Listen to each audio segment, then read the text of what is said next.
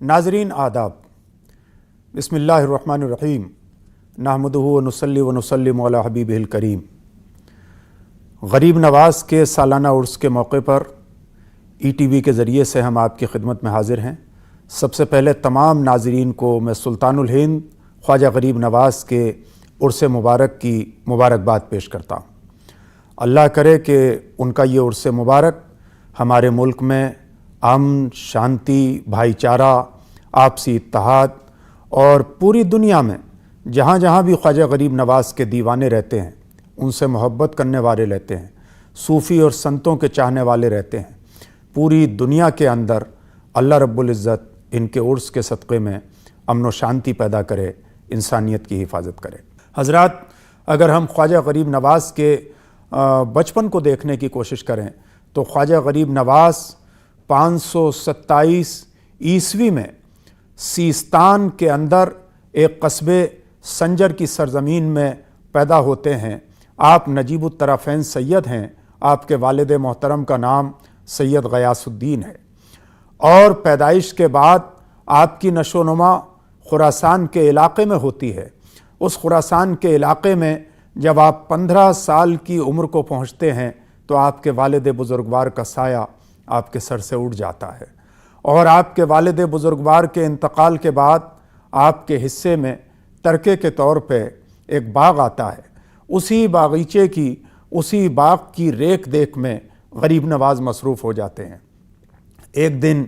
क्या हुस्न इत्तफ़ाक़ होता है कि एक बुज़ुर्ग हज़रत इब्राहीम कंदोज़ी जब आप अपने बाग़ को सैराब कर रहे थे, उसी बाग़ के अंदर तशरीफ़ ले आते हैं। जब आपके बाग़ के अंदर तशरीफ़ लाए तो ख्वाजा गरीब नवाज़ चूँकि बचपन से ही अपनी आदात में बहुत मुनफरिद थे, बुज़ुर्गों का, अपने बड़ों का इंतहाई एहतराम किया करते थे। आम बच्चों से आपकी सिफ़त, आपकी आदात बिल्कुल जुदा थीं। चुनांचे आप उनका आदाब बजा लाते हैं, अदब व एहतराम से उनको बैठाते हैं और उनकी खिदमत में कुछ खोशाए अंगूर यानी अंगूर के कुछ गुच्छे लाकर पेश करते हैं। वो बुज़ुर्ग अंगूर को खाने से इनकार फरमा देते हैं और एक खली अपने मुंह में चबाकर गरीब नवाज़ अताए रसूल के मुंह में डालते हैं। वो मुंह में डालना था कि ऐसा महसूस हुआ कि गरीब नवाज़ की निगाहों के सामने, गरीब नवाज़ के दिल पर अल्लाह रब्बुल इज़्ज़त के असरार ख़ास खुलने लगे हैं, जैसे कि उनके अंदर की दुनिया बिल्कुल रोशन हो गई है। और उसको डालने के बाद वो उनका हाथ पकड़ते हैं और उनको कहते हैं कि जा, मैंने तुझे खुदा की अमान में दिया। गोया कि ये पहला कदम था जहाँ से एक बुज़ुर्ग, एक शेख की आमद ख्वाजा गरीब नवाज़ की ज़िंदगी के अंदरूर को रोशन और ताबनाक करती है और वहाँ से गरीब नवाज़ की ज़िंदगी का 15 साल की उम्र से दूसरा दौर शुरू होता है और फिर आप अपनी आला तालीम के लिए, मज़ीद तालीम हासिल करने के लिए समरकंद व बुखारा के सफ़र पर रवाना हो जाते हैं। समरकंद व बुखारा के अंदर हिफ्ज़ कलाम पाक करते हैं और तालीमात हासिल करते हैं, तज़किया और तसव्वुफ़ की तालीमात हासिल करते हैं और जब अपने आला तालीमी मराहिल मुकम्मल कर लेते हैं तो फिर अपने शेख की तलाश करने के लिए आप बगदाद शरीफ की तरफ चल पड़ते हैं। बगदाद शरीफ में जब आपने कदम रखा तो बगदाद शरीफ में जाने के बाद जब आपने लोगों से दरियाफ्त किया तो ये पता लगा कि इस वक्त मौजूदा बगदाद की जो सबसे अजीम शख्सियत हैं, जो शयूख के शेख हैं, सबसे आला मकाम अगर किसी शख्सियत का है तो वो आपके होने वाले पीरो मुर्शिद हज़रत ख्वाजा उस्मान हारूनी का है। चुनांचे आप उस्मान हारूनी की खानकाह में पहुँचते हैं तो पता लगता है कि इस वक्त ख्वाजा उस्मान हारूनी नमाज अदा करने के लिए हज़रत जुनैद बगदादी की मस्जिद में तशरीफ़ ले गए हैं। ख्वाजा गरीब नवाज़ उसी वक्त उस मस्जिद का रुख करते हैं और उस मस्जिद में जूँ ही पहुँचते हैं तो इनके होने वाले मुर्शिद हज़रत ख्वाजा उस्मान हारूनी से मुलाकात होती है। ख्वाजा उस्मान हारूनी देखते ही फरमाते हैं कि आइए सलाम कलाम के बाद पहले दो गाना अदा करिए और दो गाना अदा करने के बाद यानी 2 रकत नमाज अदा करिए और 2 रकत नमाज अदा करने के बाद क़िबले की तरफ मुँह करके बैठ जाइए और क़िबले की तरफ मुँह करके बैठकर आप 100 मरतबा सूरह इखलास यानी कुल हुवल्लाहु अहद अल्लाहुस समद लम यलिद वलम यूलद वलम यकुल लहू कुफुवन अहद का विर्द करिए। यही उनके हुक्म के मुताबिक ख्वाजा गरीब नवाज करते हैं। और उसके बाद उनका दस्ते मुबारक हज़रत उस्मान हारूनी पकड़ते हैं और उनसे कहते हैं कि आसमान की तरफ को देखिए, और आसमान की तरफ ख्वाजा गरीब नवाज की निगाह करके उनका हाथ उठाने के बाद ख्वाजा उस्मान हारूनी कहते हैं कि अल्लाह, मैंने तुझे मोइनुद्दीन को तेरी पनाह में दिया, तेरे हवाले किया। ऊपर से निदाए गैबी आती है सियर की किताबों में, सब सनाबिल शरीफ, मिरातुल असरार, अखबारुल अखयार, इस तरह की बेशतर तसव्वुफ़ की किताबों में ये तज़किरा मिलता है कि ऊपर से निदाए गैबी आती है कि हमने मोइनुद्दीन को कबूल किया। और उसके बाद गरीब नवाज की ज़िंदगी का दूसरा सफ़र शुरू हो जाता है। ये दूसरा सफ़र तज़किये की तरफ था, ये दूसरा सफ़र शरीयत व तरीक़त की तरफ था, ये दूसरा सफ़र तलाश हक़ की तरफ था, ये दूसरा सफ़र अपनी ज़ात को अल्लाह रब्बुल इज़्ज़त के इश्क़ में और रसूल करीम सल्लल्लाहु अलैहि वसल्लम के इश्क़ में फ़ना कर देने का, कलाम पाक और अहादीस के असरार और रुमूस को जानने का, और अपने मुर्शिद में फ़ना होकर, अपने मुर्शिद के इश्क़ में डूबकर, अपने मुर्शिद के नक्श व कदम को फॉलो करते हुए इस दुनिया में कोई बुलंद मकाम हासिल करने की तरफ था। चुनांचे आप उसी वक्त से अपने मुर्शिद हज़रत ख्वाजा उस्मान हारूनी की बारगाह में अपने आप को वक्फ़ कर देते हैं, उनके तरीक़ों को अपनाते हैं, उनके चालो चलन को अपनाने की कोशिश करते हैं, उनकी तरह इबादत और रियाज़त में मसरूफ़ रहते हैं, उनके हर हुक्म को बजा लाते हैं, उनकी खूब खिदमत करते हैं। और तकरीबन 20 साल का तवील अरसा गुज़रता है कि 20 साल के तवील अरसे तक ख्वाजा गरीब नवाज हज़रत ख्वाजा उस्मान हारूनी अपने पीरो मुर्शिद की खिदमत में रहते हैं, और अपने पीरो मुर्शिद की खिदमत में इस तरह रहते हैं कि मुकम्मल अपने आप को मुर्शिद गिरामी के हवाले रखते हैं। मुर्शिद सफ़र में जा रहे हैं तो उनका सामान सफ़र अपने ऊपर उठाते हैं, अपने ऊपर लादते हैं, उनका बिस्तर उठाते हैं, उनका साजो सामान लेकर चलते हैं। जहाँ जहाँ भी ख्वाजा उस्मान हारूनी जाते उस मकाम पर ख्वाजा गरीब नवाज, मोइनुद्दीन चिश्ती, संजरी अजमेरी उनके साथ सफ़र जाते। 20 साल के बाद एक ऐसा वक्त आता है कि जब आपके अंदर रसूल करीम सरवर कायनात सल्लल्लाहु अलैहि वसल्लम की ज़ियारत की तड़प पैदा होती है कि आप मक्का और मदीना का सफ़र करना चाहते हैं। चुनांचे 20 साल के बाद तमाम बगदाद के शुयूख की बारगाह में, उस वक्त जबकि आपकी महफ़िलों में बेशुमार शुयूख आया करते थे मुलाकात करने के लिए ख्वाजा उस्मान हारूनी की महफ़िलों में, उस वक्त उन तमाम शुयूख की मौजूदगी में इजाज़त व खिलाफत से ख्वाजा उस्मान हारूनी आपको नवाजते हैं, अपनी कुलाह मुबारक से नवाजते हैं। अपना खिरका कुलाह मुबारक टोपी को कहते हैं, यानी जो उस वक्त उनकी मखसूस टोपी थी, वो टोपी अपने इन मुरीद की ख्वाजा गरीब नवाज के सर पे उठा देते हैं। खिरकाए मुबारक यानी आप जो जुब्बा या जो लिबास पहना करते थे, वो जुब्बा, उस जुब्बा मुबारक को उतार कर पहना देते हैं। और जितने सलासिल की खिलाफत उन्हें हासिल थी, इजाज़त हासिल थी, जितने उनके अमलियात थे, उनकी इजाज़त से गरीब नवाज को नवाजते हैं और अल्लाह के सुपुर्द करके मदीने मुनव्वरा के सफ़र की इजाज़त देते थे।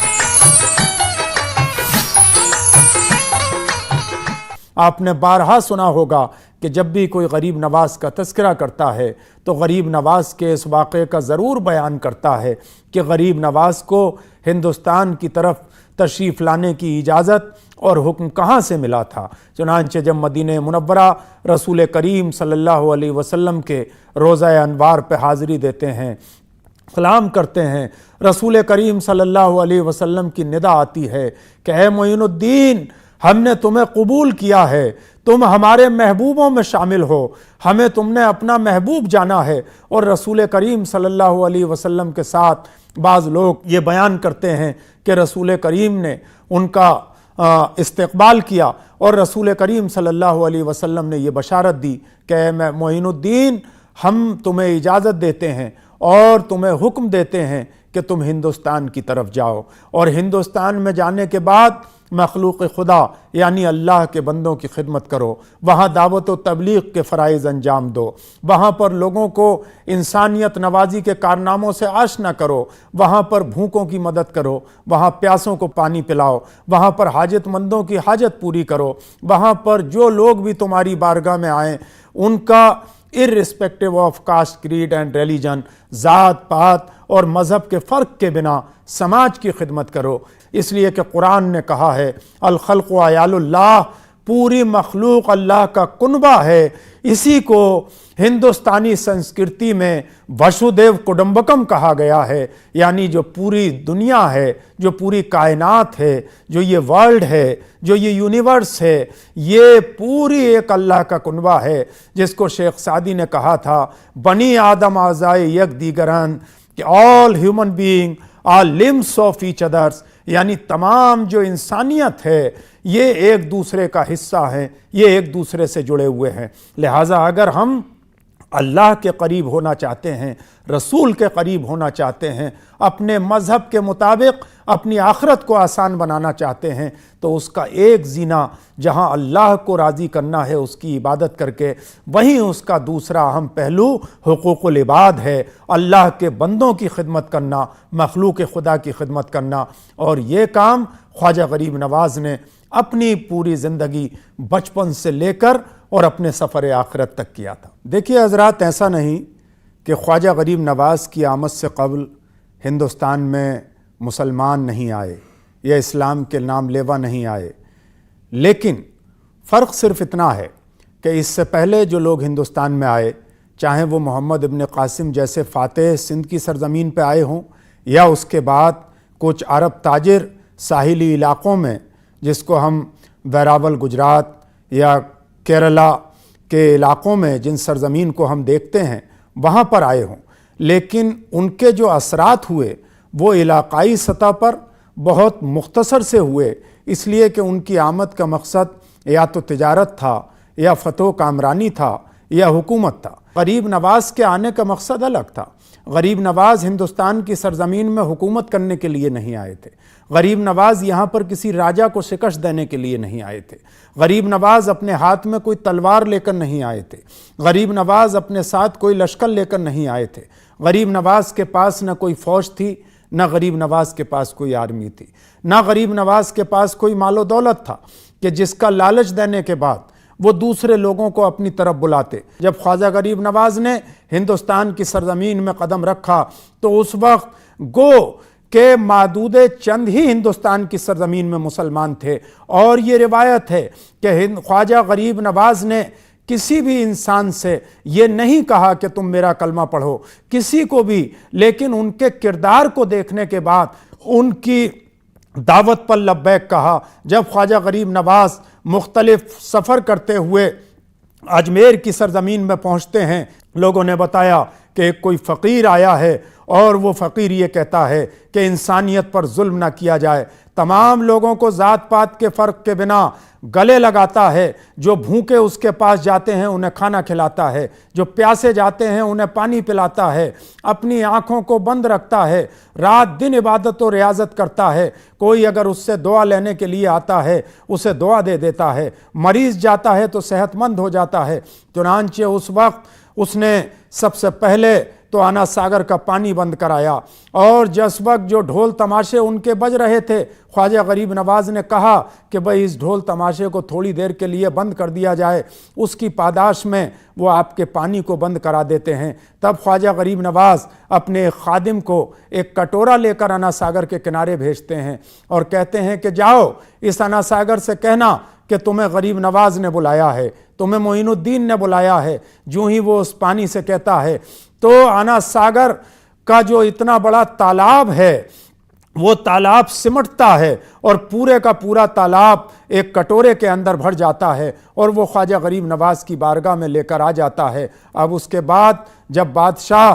کا لشکر پریشان ہوتا ہے تو بادشاہ خود منت و سماجت کے لیے غریب نواز کی بارگاہ میں حاضر ہوتا ہے اور غریب نواز اس پانی کو واپس کر دیتے ہیں اور پھر تمام لوگ اس پانی کو پیتے ہیں، اور اس وقت سے لے کے آج تک انا ساگر کا پانی اسی طریقے سے جاری و ساری ہے، کبھی وہ پانی نہیں سوکھتا ہے۔ اس کے بعد بادشاہ اپنے ایک بہت مشہور جوگی جے پال کو بلاتا ہے مقابلے کے لیے۔ اس نے یہ سوچا کہ شاید یہ کوئی انسان جادوگر ہے، لہٰذا جو اس وقت کا سب سے بڑا جادوگر جوگی جے پال، ان جوگی جے پال کو بلاتے ہیں، اور جوگی جے پال اپنے جادو کے ذریعے اڑنے کی کوشش کرتے ہیں غریب نواز کے سامنے، اور جب وہ جادو کے ذریعے اڑتے ہیں تو غریب نواز اپنے پیر میں جو کھڑاؤں پہنا کرتے تھے، جس کو لکڑی یا لوہے کی جو کھڑاؤں ہوا کرتی تھیں، آج کے زمانے میں ہم لوگ چمڑے کا جوتا پہنتے ہیں، اس زمانے میں لکڑی یا لوہے کا ہوا کرتا تھا، اپنے ایک ہاتھ سے اس کھڑاؤں کو ہوا کی طرف پھینکتے ہیں، بلند کرتے ہیں، تو وہ کھڑاؤں جوگی جے پال کے چہرے پر مارتی ہوئی جوگی جے پال کو نیچے اتار لاتی ہے، اور جوگی جے پال جب اس منظر کو دیکھتے ہیں تو ان کا کلمہ پڑھ لیتے ہیں، اشہد ان لا الہ الا اللہ محمد رسول اللہ، اور مسلمان ہو کے ان کا نام عبداللہ بیابانی ہو جاتا ہے۔ اور ان کی ڈیوٹی یہ ہوتی ہے کہ اگر کوئی مسافر راستہ بھٹک جائے، کوئی راستہ بتانے والا نہ ہو، وہ راستہ بہک جائے، راستے میں پریشان ہو، تو وہ خواجہ غریب نواز کے وسیلے سے یا وہ جوگی جے پال کو یاد کرے تو وہ بھولے بھٹکوں کو صبح قیامت تک راستہ بتانے کا کام کرتے ہیں۔ نبیوں میں یہ کام حضرت خضر علیہ السلام کو عطا ہوا تھا، جنہوں نے آب حیات پی لیا ہے، جو ہمیشہ زندہ رہیں گے، کہ وہ بھولے بھٹکوں کو راستہ بتاتے ہیں، اور ولیوں میں یہ مقام خواجہ غریب نواز کو حاصل ہوا۔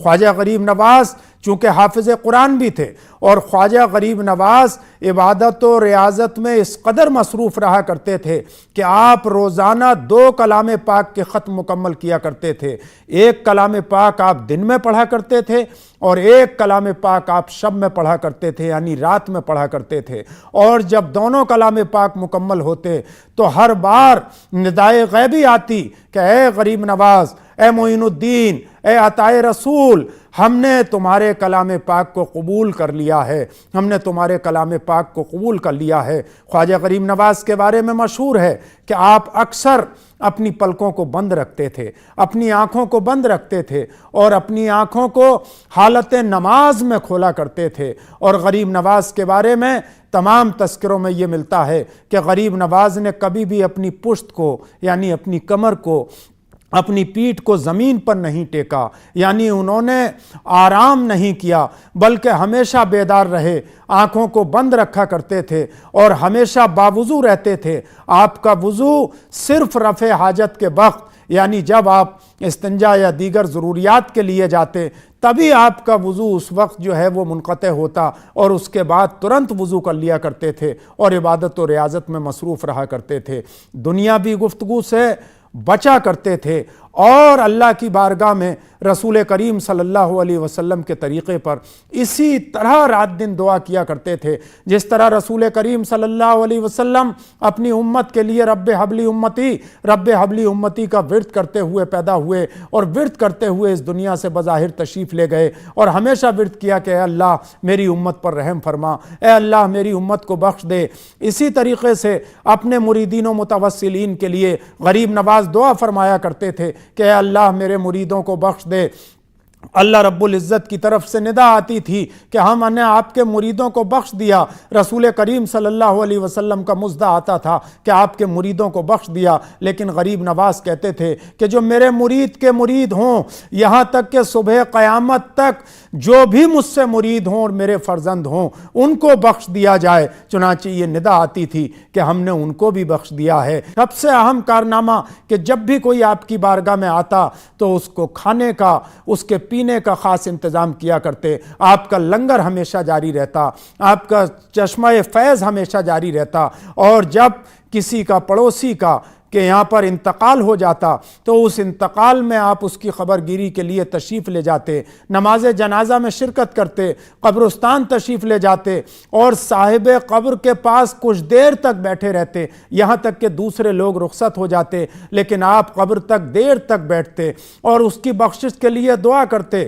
اور زار و قطار روتے جاتے، اس لیے کہ جب بھی غریب نواز قبر کا ذکر کرتے قبر کی سختی کے تصور سے اس قدر روتے کہ قبر کا عذاب اور آخرت کا عذاب اتنا سخت ہے کہ سننے والوں پر ایک رقت طاری ہو جاتی تھی، اس قدر خواجہ غریب نواز رویا کرتے تھے۔ ہم میں سے ہر ایک کو چاہیے کہ اپنے اندر 3 طرح کی خصوصیت پیدا کرے۔ نمبر 1، پہلی خصوصیت کہ آپ کی جو سخاوت ہو، آپ کی جو دریا دلی ہو، وہ سمندر اور دریا کی طرح ہو کہ جب سمندر اور دریا بہتا ہے، اس کا پانی چڑھتا ہے تو وہ اپنے اور پرائے کو نہیں دیکھتا بلکہ تمام پیاسوں کو سیراب کرتا جاتا ہے، انسانوں کو سیراب کرتا ہے، چرند و پرند کو سیراب کرتا ہے، زمینوں کو سیراب کرتا ہے، درختوں کو سیراب کرتا ہے، اور جو شفقت ہے وہ آفتاب کی یعنی سورج کی طرح ہونا چاہیے کہ جب سورج نکلتا ہے تو اس کی کرنیں اپنے اور پرائے سب کے گھروں پر جاتی ہیں، یعنی اس کے لیے نہ کوئی اپنا ہوتا ہے نہ کوئی پرایا ہوتا ہے،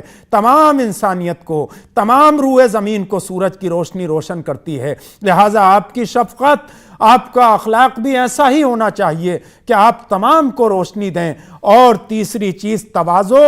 زمین کی طرح ہونی چاہیے۔ جو یہ پرتھوی ہے، جو ارتھ ہے، جو یہ زمین ہے، یہ زمین کسی کو اپنا اور پرایا نہیں سمجھتی بلکہ یہ سینہ ہر ایک کے لیے اپنا پھیلا دیتی ہے۔ آپ اس پہ قدم رکھ کے چلتے ہیں، اگر آپ کوئی پودا لگاتے ہیں تو وہ پودا بھی اسی زمین میں توانا ہوتا ہے، اگر آپ کوئی گھر بناتے ہیں تو وہ گھر بھی اسی زمین کے اندر بنایا جاتا ہے، اور آپ کو پیدا بھی اسی مٹی سے کیا گیا ہے۔ منہا خلقناکم وفیہا نعیدکم ومنہا نخرجکم تارۃ اخری۔ قرآن فرماتا ہے کہ ہم نے تمہیں اسی مٹی سے پیدا کیا ہے، اسی مٹی میں دوبارہ دفن کیا جاتا ہے اور اسی مٹی سے دوبارہ قیامت کے دن تمہیں زندہ کیا جائے گا۔ لہٰذا یہ مٹی ہے جو ہر ایک کے لیے اپنا دامن پھیلائے ہوئے ہے۔ تو یہ 3 چیزیں تمام انسانوں کے اندر اگر آج غریب نواز کے فرمان کے مطابق پیدا ہو جائیں کہ ہماری جو سخاوت ہے وہ اپنے پرائے کا فرق نہ کرے بلکہ وہ دریا اور سمندر کی طرح ہو، کوئی پیاسا اگر ہمارے پاس آئے، کوئی بھوکا ہمارے پاس آئے تو ہم سخاوت کے دریا لٹاتے جائیں، اس لیے کہ انسان جتنا بانٹتا ہے دولت اتنی ہی بڑھتی ہے۔ حضرت مولا علی، ان کے بزرگوار نے کہا تھا جد کریم نے کہ مجھے یہ پوری زندگی افسوس رہا کہ میں جتنا زیادہ سخی تھا، یعنی میں جتنا بانٹنا چاہتا تھا اتنا لوگوں نے مجھ سے طلب نہیں کیا، اور جتنا میرے پاس علم تھا اتنا لوگوں نے مجھ سے علم حاصل نہیں کیا، اس لیے انہیں مدینۃ العلم کہا گیا کہ انا مدینۃ العلم والی بابوہا۔ رسول کریم فرماتے تھے کہ میں علم کا شہر ہوں اور علی اس کا دروازہ ہیں۔ لہٰذا یہ نسل علی ہی کے تو چشم و چراغ تھے۔ خواجہ غریب نواز جو ہندوستان کی سرزمین میں اپنے اور پرائے کا فرق کرنے کے بجائے، اور پھر آپ نے سما کو پسند کیا۔ سما کیا تھا کہ انہوں نے دیکھا کہ یہاں پر لوگ الگ الگ طرح کے راگ اور راگنی اور نغمے سنا کرتے تھے، چنانچہ آپ نے سما کو سننا شروع کیا اور سما کے ذریعے اس میں اس طرح کے اسلامی کلام سنے کہ جو